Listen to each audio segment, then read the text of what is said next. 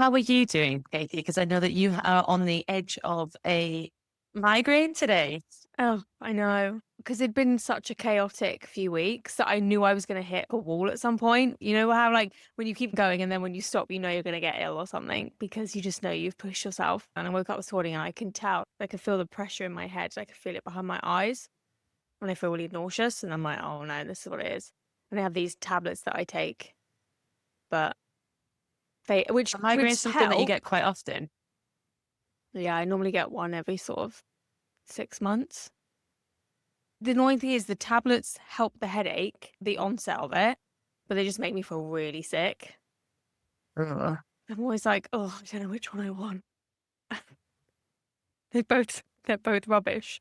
But how are you, Becca? I'm all right. I'm migraine free. I've never had a migraine. Have you not? Never. And people talk about them and they sound absolutely horrendous. And I'm like, which would like never had one, thank God, but they sound really awful. I feel like you either someone who's prone to them or someone who's not. Yeah, I I've mean, noticed that as well. because Yeah. my mum's always had headaches and migraines, so I'm a bit like her. That tends to be where I fall. Yeah, to be fair, I don't really get headaches that much either. Genuinely, if I'm going to get ill, it's usually my bowel area where I get it. It's where I get like irritated. Oh no, that's my nightmare. I take the migraine any day than anything like Really? anything stomach or bowel. Yeah, easily I would take. Yeah, That's quite a bold move because they sound so horrendous. I think either are probably unpleasant in their own right. Yeah, true. I've been caught short a few times. Isn't this a lovely conversation for the listener to hear? No. Welcome to our world. Um, God. is there a segue to this? I feel like there could be, but it may be jumping straight into the topic a little bit more in depth than I planned. Katie, you look like you have a I was gonna say, okay, so my plan this morning, I'd set my alarm because I was gonna do spin at home. Got my spin bike, got my thing. I love it. I love having a spin bike at home. is that new? No, got it in lockdown when I was obsessively exercising. So that was my intention when I went to bed last night. I was like, I'm going to get up, I'm going to do spin, and then I'm going to start my day. And of course, I woke up with this kind of onset. And sometimes when you wake up with it, you're like, oh, if I get up and move around and have a coffee and have something to eat, then it might shift. But I knew that wasn't going to do it. And so in comes the decision of, do I do spin? Do I not do spin? The intention was to do spin. That was what I had planned on doing. But I also hadn't planned on waking up feeling like I was going to have a migraine. So in the past, when exercise was very rigid for me and it had to look a certain way, I would have made myself do spin Mm. and I would have probably felt much worse for it. But this morning, however, I was able to check in with myself, make the quick decision of spin's not going to actually help me today. It's Mm. just going to make me feel worse. So I'm going to say no to that and not feel guilty, not feel bad for not doing it, not feel like I have to compensate in any other way today, and just simply move on with my day. So that situation probably highlights what we're talking about today, which is how we've been able to improve our relationship with exercise. Yes, that was actually a really brilliant introduction to the topic. It wasn't it? I didn't even think about that until you mentioned. I thought, aha, Maybe you real should have a time. migraine more often. You're on form. Don't. It's going to go downhill from here. That is not. But yeah, that was a brilliant introduction because that's what we're talking about. So I guess it's a follow on from our previous episode where we talked about a disordered relationship with exercise. If you haven't listened to that one, then it might be good to go and listen to that one as well because they link really well together, these episodes. So what you're describing there today, Katie, sounds like it is something that I put on my list of things that helped me in developing like a healthy relationship with exercise or with movement, was like that process of being more attuned to your body. But when you're more attuned to your body, you can listen to what it actually needs more than forcing it to do something based on some kind of rigid beliefs that you've got. So what helped you get to that point of being more attuned to your body, do you think? A lot of body image work. Because for me, exercise was an incentive for weight loss. The reason behind exercise for me was to change my body or to lose weight. So when I started recovery and I knew how important it was for me to stop actively trying to pursue weight loss, because every time I did that, I was met with binging. I knew that was something I had to let go of. And I knew that meant not accepting that my body was going to change and that I was going to lose weight, because I think it felt like maybe like reluctant acceptance was what it felt like. Once I grasped that exercise wasn't a tool I needed for weight loss, I really had to go back to the basics, because I had to reestablish for myself where exercise would fit into my life. Because if it's not there to burn calories, and if it's not there to make up for eating a certain amount of food or certain types of food, then what role did it play for me? Because that's the only association I had with it.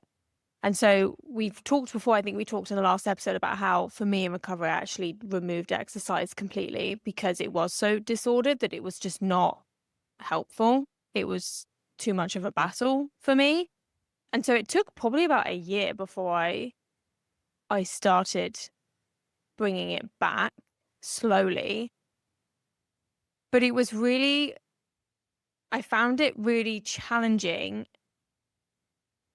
doing the same types of exercises that I had done before, because not only was my body different, so those movements felt different, but it was so easy to fall back into the patterns that I'd had with those types of exercises. So I would say that trying to reestablish what exercise I actually enjoyed for what it was, trying to exercise in a way to figure out what I enjoyed and what felt good for me and how I felt after, that was one of the most helpful things that I could do for myself, I think, because I needed to experience firsthand enjoying movement and getting something from that had nothing to do with changing my body. This was all obviously something that by that time that I did that, after that year in recovery, I'd done so much body image work that was able to view exercise differently anyway. And I feel like I rambled on a bit there. I think you touched on some Did I really answer good your points. question? Yeah, I think you answered my question and shared And shed more. Sorry about that. shared more, which is great. But I think there's actually loads of useful things that people could take away from what you've just shared there. So I also had a break from exercise. I think we might have mentioned this previously in an episode, but I guess we haven't really gone into detail with it. For me, having a break from exercise was, I suppose, a very big behavioral experiment that I set myself, because I had this belief that if I didn't go to the gym and train in a certain formal kind of way or exercise in a formal way, that I would be very unfit, I would be very unhealthy, and my body would drastically change size and shape, everything like that. And absolutely, there is anti-fat in that belief. But I think anti-fatness is in a lot of eating disorder behavior, right? Because it's part of it. But that was my belief at the time. So the experiment was that if I take that off the table completely, it's not an option at all, and I can't exercise in that way, what happens? Do all of those beliefs that I have, does that all become a reality or not? And it didn't become a reality. It didn't drastically change in terms of my health, my fitness, or my body shape or size. Yes, there was changes, but it wasn't on the extreme level that I believed that it would have been. So that was one of the reasons why having a big break from exercise was really helpful for me. And I think I needed to take exercise completely off the table as well, because trying to navigate like a healthy relationship with exercise whilst doing all the other parts of recovery, like working on my relationship with food and kind of having permission for all foods, it all felt too much. It felt overwhelming.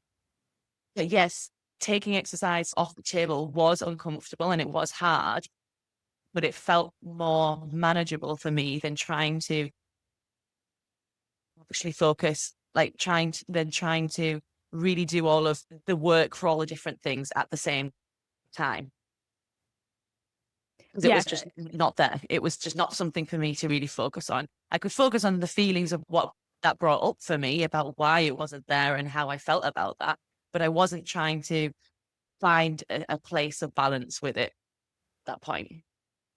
because it can feel really messy, can't you, when you're trying to juggle all of that? Because food is all day, every day, isn't it? We always need to eat. We need to keep eating. So it's a lot of mental energy and capacity it takes to work through your relationship with food, try and recognize the way that you're talking to yourself and the rules you have, doing all of that, whilst also trying to do that with exercise. In the beginning of recovery, I was still doing the exercise, but I knew deep down I was doing it as a way of trying to lessen any weight gain or Yeah. try and ease anxiety that was coming from it. I really relate to what you were saying in the beginning, because for me, I got to a point where exercise was becoming harder because I was knackered.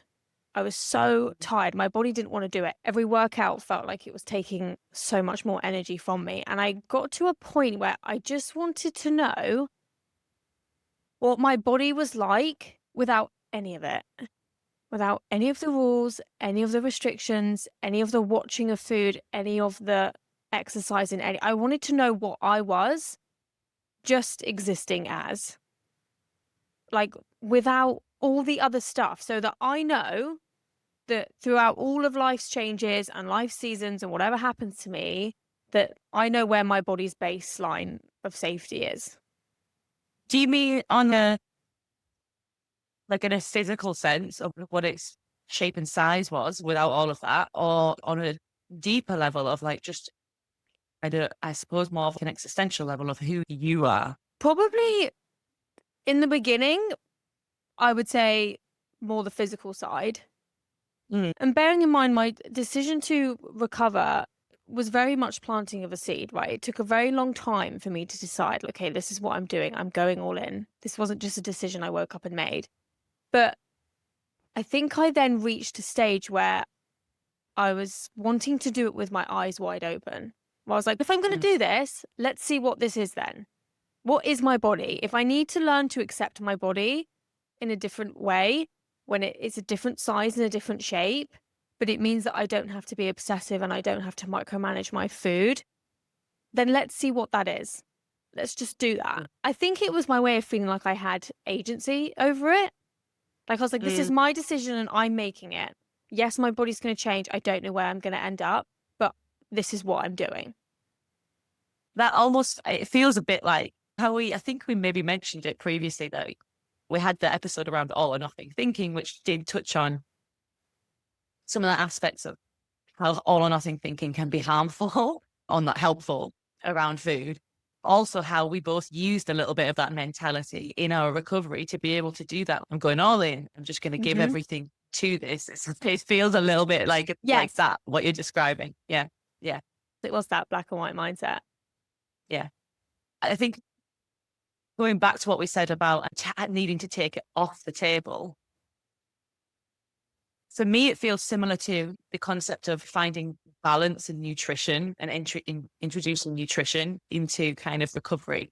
That often that's something that people tend to do much later down the line, because it's very difficult to try and introduce like nutrition into your world when you've got all of these rigid rules around food, that actually you need to take the nutrition off the table for a while to then be able to work on your relationship with these foods that you class as like forbidden foods or unhealthy foods, first and all of those rules first before you can start to find that balance again. And I guess that's what I was doing with exercise, because I was doing these two things at the same time. So I took exercise off the table, wasn't trying to find balance with that. But I also wasn't particularly focusing on like nutrition or trying to find balance with that either. At that point in my recovery, it was just about, I need to work on allowing all foods. So I need to work on allowing myself to eat all these foods that were my binge foods, or foods that I feared a lot, and feeling comfortable with them. Because until I'm able to do that, I can't really bring in the nutrition, because I don't know whether I'm going to be bringing that in a restrictive way or in a compensatory way. And it's the same with the exercise. So they were both going on at the same time. And then it was later down the line, I was able to introduce exercise again, and later down the line, I could bring in nutrition as well. So in terms of bringing the exercise back in, was that something you thought about for a long time? Was it just a decision that you made? What was that like for you?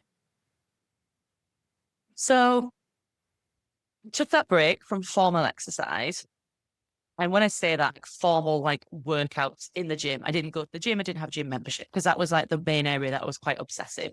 I was still like moving my body. I was walking, doing things like gentle yoga.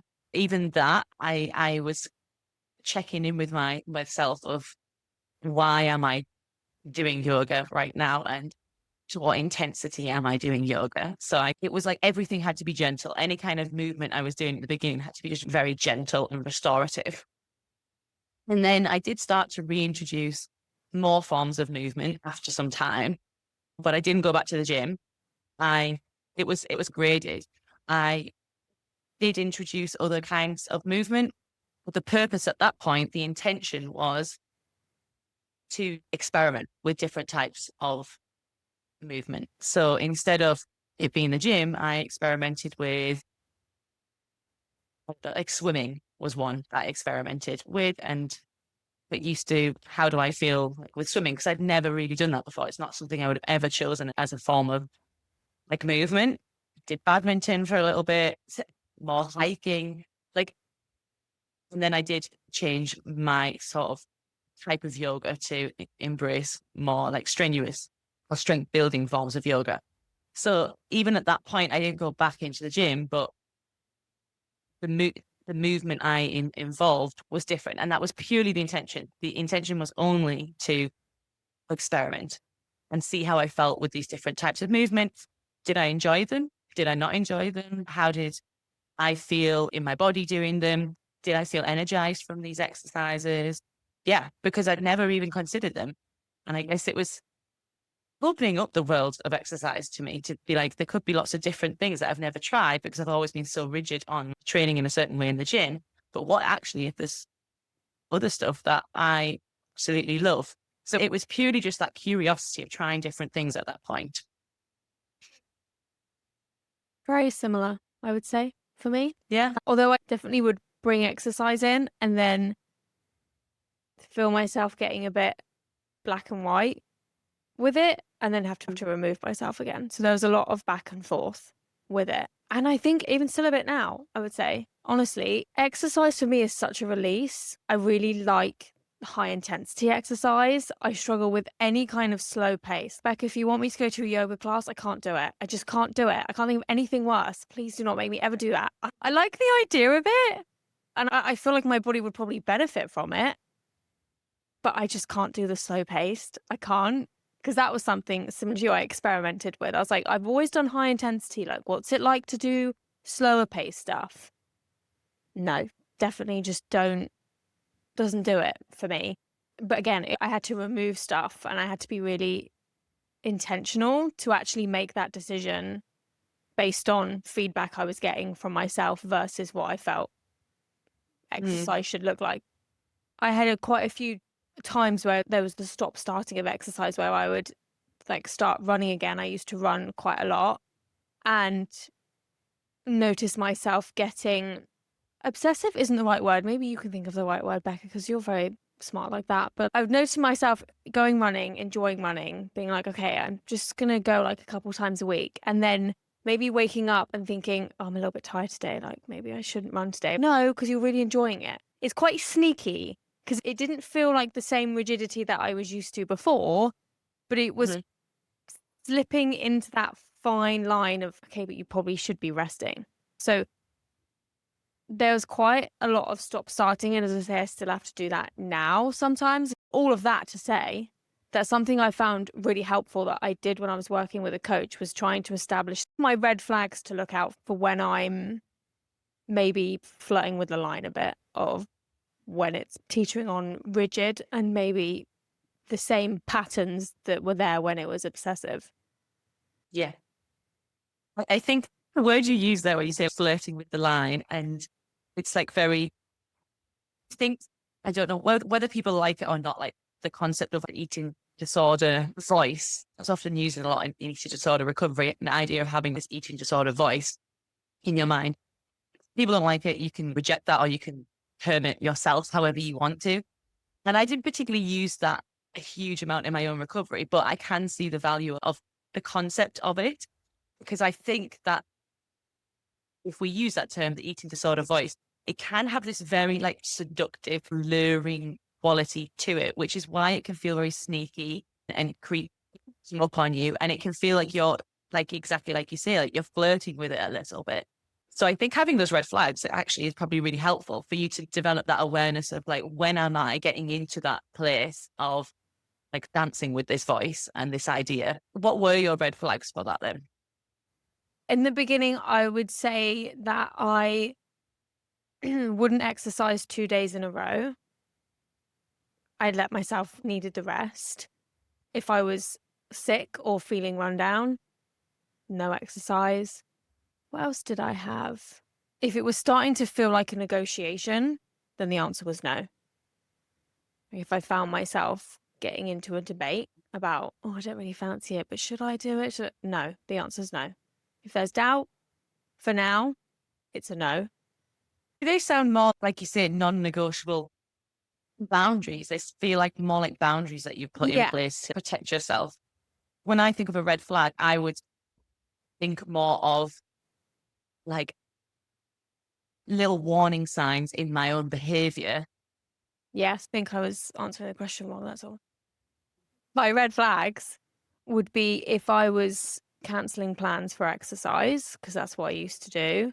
If I was finding myself going because I felt like I should be going. And that's a really broad one to say, but because I had some sort of structure around exercise of the days when I would and the days when I wouldn't, then the idea of not going on the days that I normally would always be quite challenging. So if I felt myself feeling like I should be going because like it's Tuesday and I always go on a Tuesday, that sort of thing.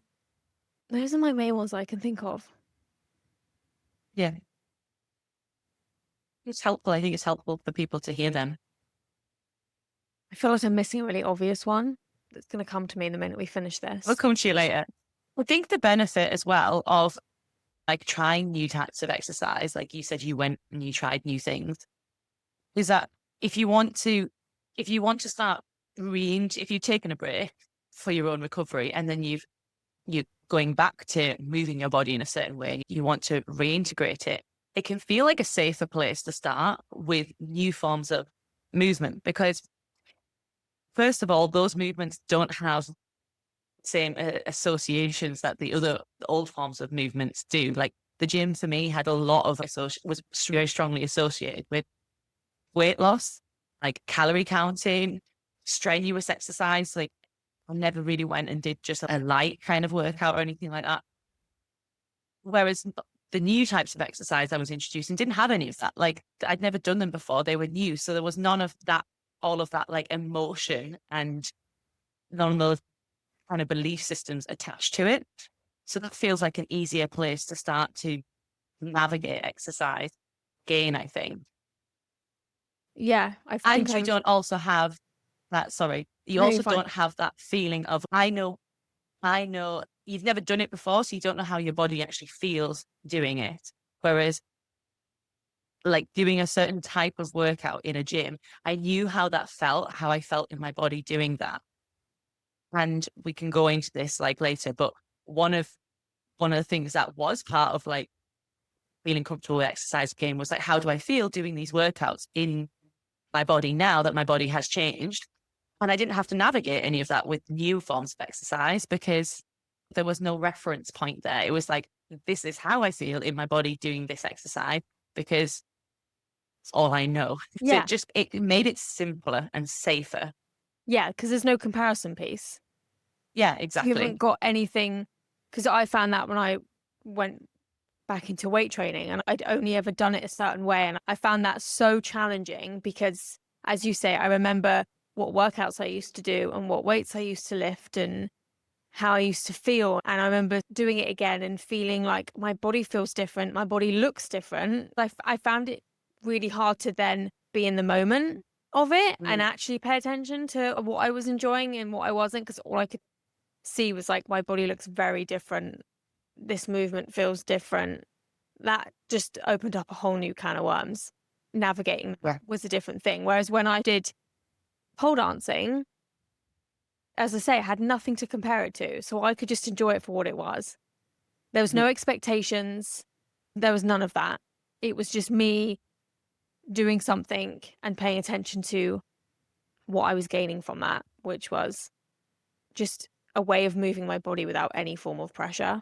And I really liked that. As you say, it was a way of dipping your toe back into exercise because, as I'm sure we'll probably talk about now, going back and doing what you used to do was so challenging.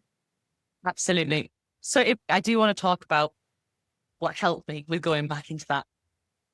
It just also occurred to me to say, you don't actually have to go back to that either. That can be an option, that you don't actually have to go ever join the gym again or ever go back to the way that you used to train. And that was also the time like an option for me. So when I did go back to the gym and started to like train in more similar ways than what I used to, the option was always there for me that if I actually realized I do not like this type of training anymore, and it was purely only something I ever did for weight loss, then it's just not going to be something that's in my life anymore. And that absolutely had to be an option for me. So it didn't feel like it was something that I felt obliged to do.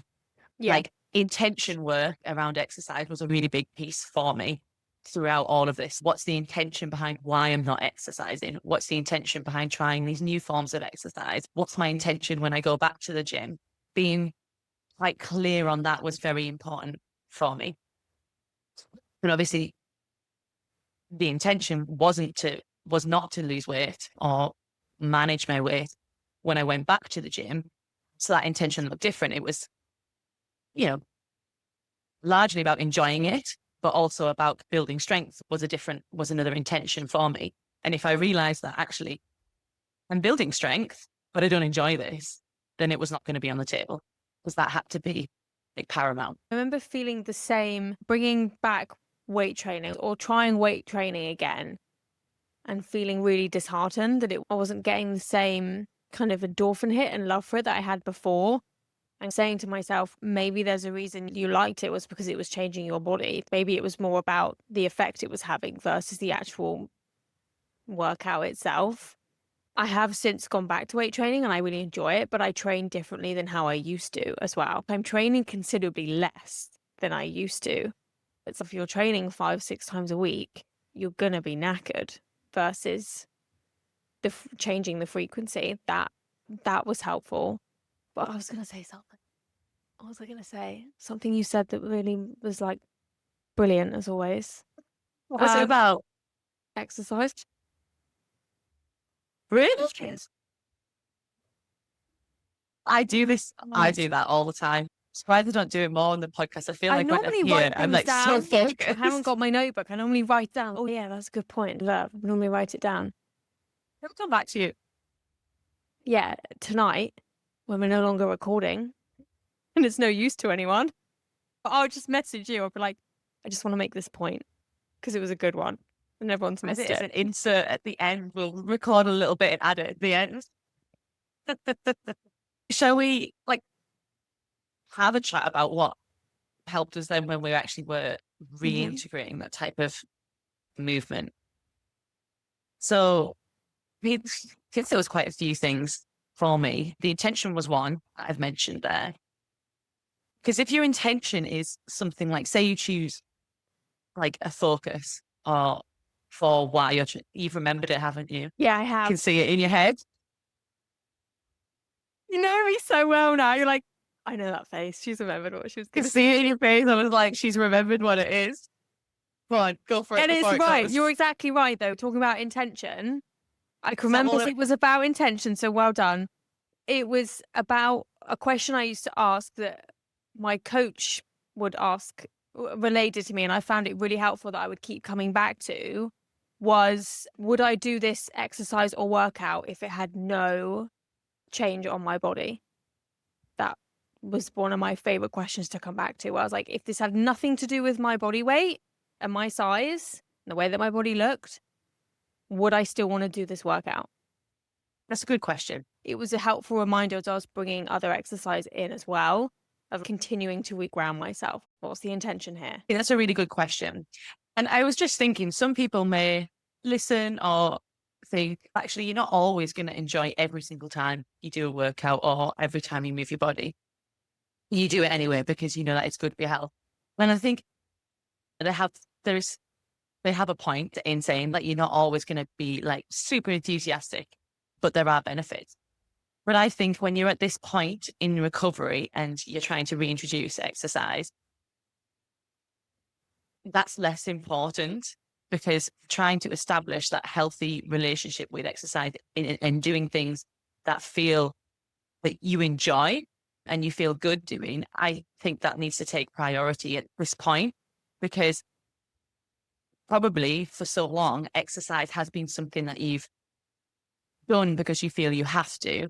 Actually, that needs to be taken away for a while. And then much later down the line, you might get to the point where actually I'm not super in the mood to go and do this, but I will go because I know that I'll actually feel better for it. Or I know that it's good for me. I'll just alter how I do it. But I think that's something that's much later down the line. Once you've done all of this other work that we're talking about. Yeah. And I think this you can still have lots of health benefits from doing lighter, gentler forms of movement, if that's where you're at in your recovery. That's still health is not, it is a big thing, isn't it? It's about, if you look at health more holistically, of not just physical health, but mental health, emotional health, spiritual health, you're just, if you're at that point in your recovery where you have taken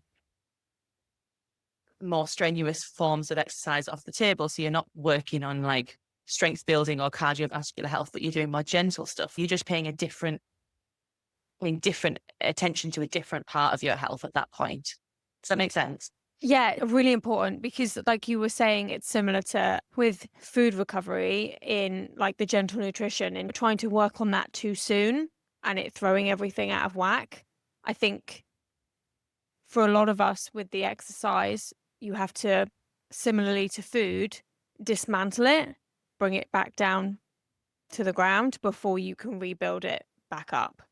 Because as you say, then otherwise it can get really fuzzy.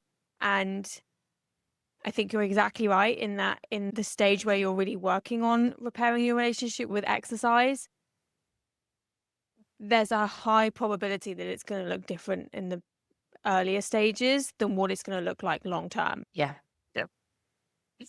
Because because I think there has to be, and for me anyway, well, I'll say for me because it might not work for everyone, but there needed to be a period of learning attunement and how to be attuned to my body.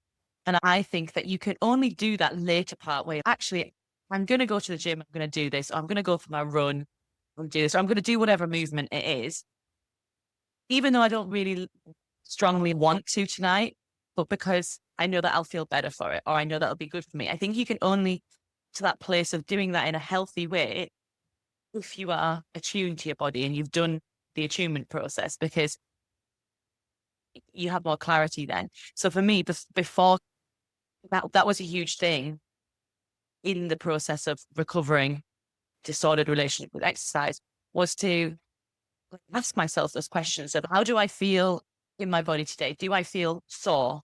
Do I feel achy? Do I feel a little bit under the weather, or do I feel like fine, or do I feel energized in my body today, or do I feel quite sluggish and lethargic? Am I hungry? All these kind of things, and being able to have that kind of, I suppose it's that interoceptive awareness of what's going on in your body, and being able to be attuned to that and be able to know how to respond to that.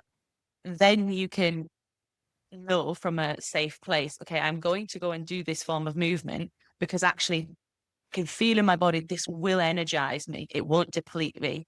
Or it'll be supportive in some way rather than the opposite. But at the beginning, when exercise was just completely rigid, I have to exercise for this long and do this workout this many times a week in order to burn this many calories. There is no attunement there. So there has to be that place of going away from that, developing the attunement. So then you can find a balance. Yes. And to link to what you're saying, for me, it was as well like the permission to change my mind, even if it was like 5 minutes into a workout. Yeah. And I know that can be a little bit more challenging when you're in a group setting in a class at a gym. I know that can be a bit more challenging, but like getting to the gym and thinking, I actually don't want to do this. I actually don't want to be here. And I'm allowed to walk away. I'm allowed to just go home instead. I thought I was going to do a certain spin class today. No, I'm not going to do that. I'm going to do something different. Like permission to change my mind, permission to say no, permission to do less as well. When I do spin, giving myself permission to only do 10 minutes. If I get to the 10-minute mark and think, yeah, I'm not feeling this, or oh, my knee's hurting me a little bit, I'm going to stop. It's that gray area, the flexibility that comes with being in the gray area, permission to be flexible was really, that was hard, but it was a practice. And I used to even test myself. I used to just go on my spin bike and I'm like, Kate, you're only allowed to do 10 minutes. You have to stop after 10 minutes to gauge what it would feel like to not do the usual sort of, we're drummed in that we have to do 30 minutes. Anything less than that is just not worth it. So I used to test myself a little bit with it to get familiar, but also accepting that it's probably going to feel uncomfortable at first. That's okay. Yeah. It will get easier over time. Yeah.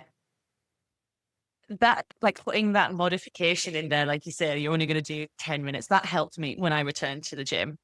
Going back to the gym, but deliberately modifying how that looked for me was really helpful, because I think the gym had many associations. So it was like the gym was associated with all of these beliefs around weight loss.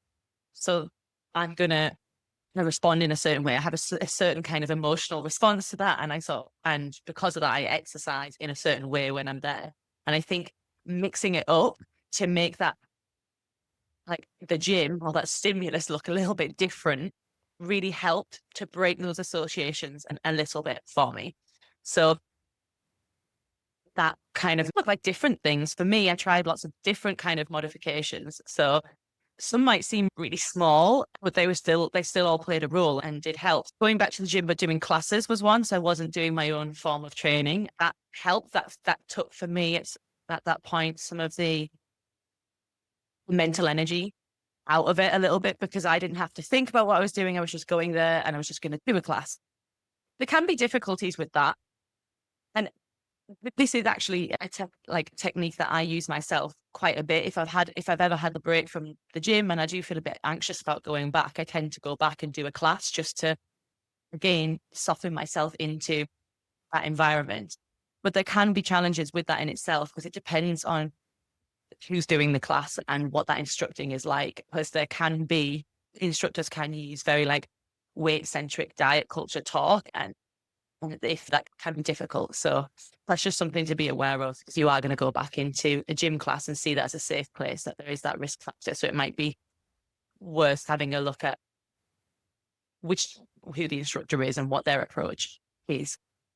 Side note on that, I actually read some research recently. It was really interesting, that said that gym instructors and personal trainers that work with their clients in a way that is around like the functionality of the body, and don't mention diet talk or like weight loss or anything weight centric in the way that they train their clients to retain clients longer. They have a better client retention rate. And that's really interesting, isn't it? Doesn't surprise me.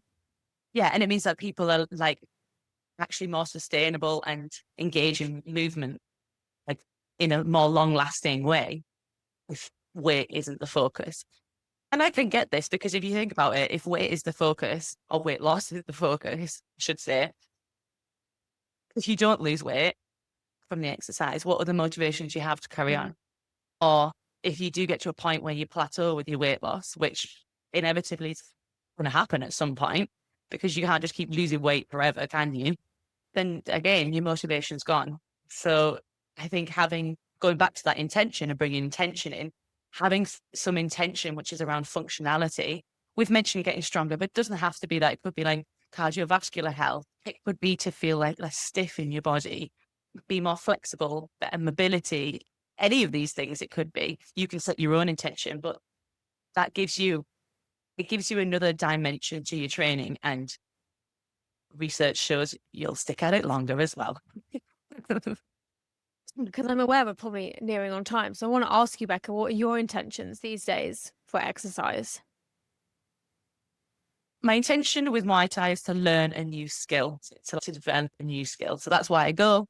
It's my main intention. When I go to the gym, it is strength building, but I don't go to the gym nearly as much now because I spend more time at Muay Thai. I have a goal to be able to do a bodyweight pull-up, Same. which I'm very far away from Oh, doing. I was about to say I'm so close. I thought you were going to say we're on the cusp.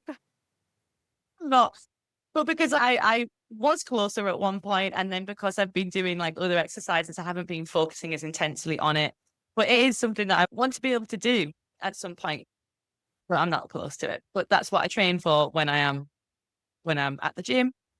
So they're my intentions. But under all of that, or overriding all of that, I should say, it is to actually enjoy movement, like to enjoy the process of moving my body and what it can do. Absolutely. I like that. But I feel like I went on a massive side quest there because we were talking about what things we put in place to make movement like different for us when we went to the gym. I don't know. One of them was putting classes in, as even things like changing the exercises I do in the gym or changing the order of the exercises that I do so the workout is the same structure. I experimented with training without headphones for a while, so I wasn't listening to music. So I could try and be more attuned to my body and how I was feeling. Or instead of listening to music, I listened to a podcast. And again, all these little things, they just changed how that environment was for me. So it wasn't exactly the same as before. I trained a lot with my sister when I brought exercise back in because I joined a different gym. I knew there would be people there that I knew to some capacity, and I just had such anxiety about going in the gym. And so I would go with her, and she was like my little safety blanket. It was also quite interesting to train differently because when you're weight training, or at least when I was weight training, it's quite, you do your sets and you rest, you do your sets and you rest. It's methodical. Whereas training with my sister was quite nice because we'd be chatting, and it actually in some ways took me away from the exercise, which was helpful at that point because It's like a distraction. Yeah, I actually think in some ways I needed a bit of a distraction because otherwise, because I was feeling anxious already, I would have gone in and I would have paid attention to my body. I would have been very aware of like, oh, am I getting triggered right now? And it was a way for me to move my body very differently without having to stick to a certain routine. Yeah. And was your sister aware of the process that you were going through as well at the time?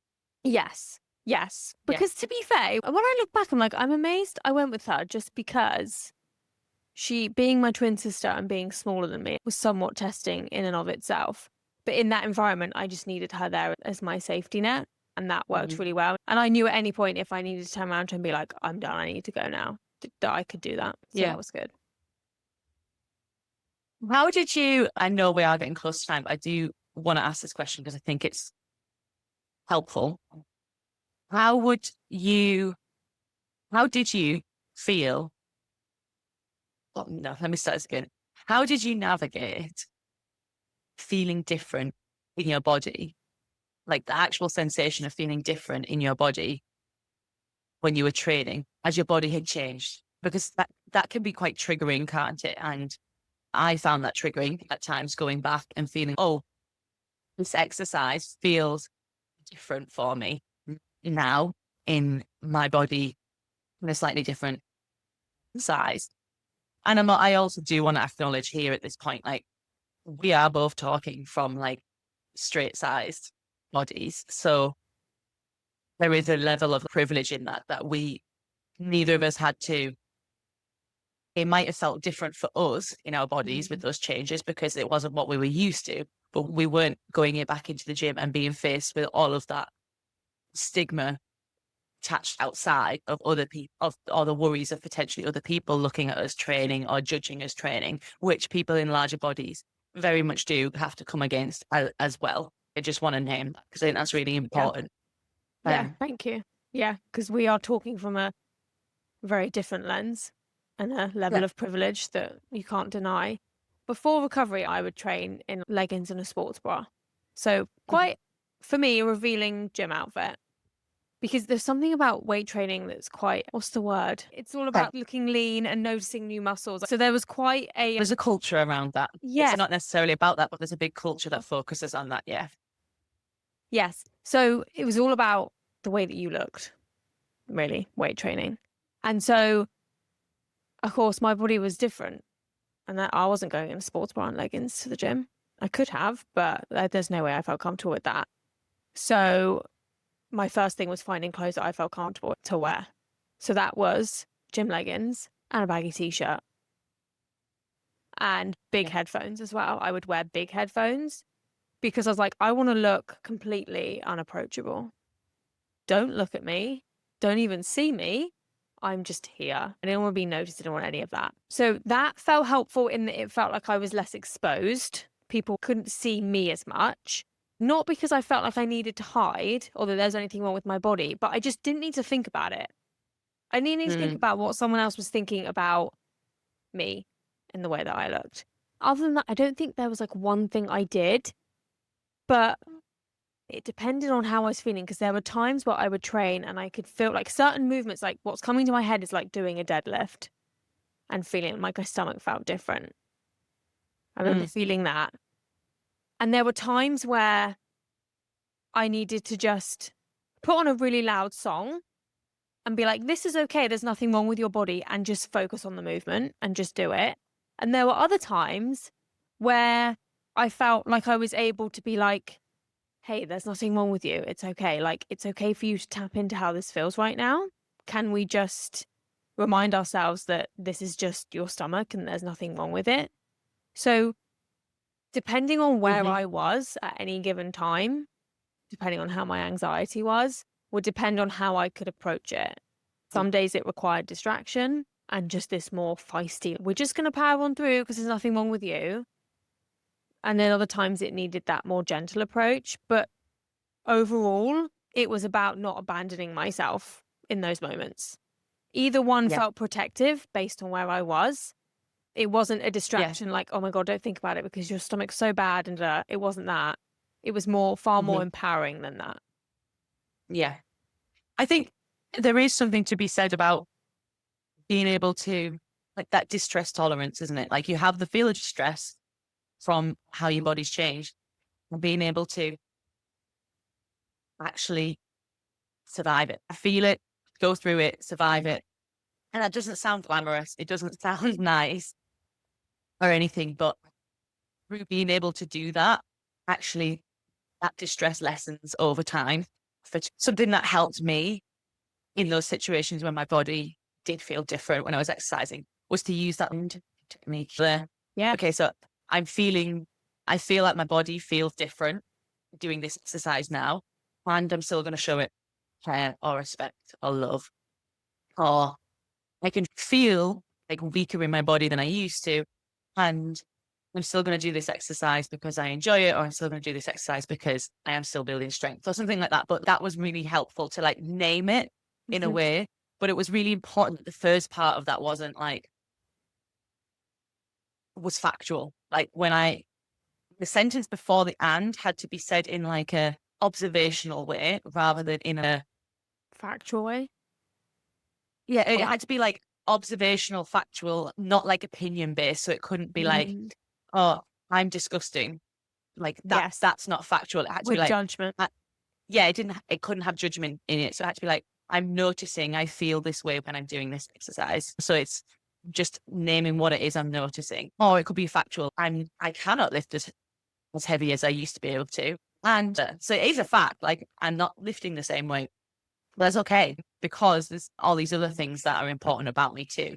Or I'm still going to do this exercise for whatever reason. So that actually helped me in those moments, like when I was actually in the gym and felt like that, to say that to myself mentally was quite helpful. It was very grounding, actually. That's how it felt. It felt grounding. Yeah, it brings you back to you, doesn't it? I like that. Yeah. I feel like there's even more we could say on this, but Probably. there always Always is. the There's way. always more we could say about something. Yeah. But I think we've done well. Good. Actually, before we finish, what's your intention with movement right now? Oh, it's my respite right now. It's my time where I'm not working.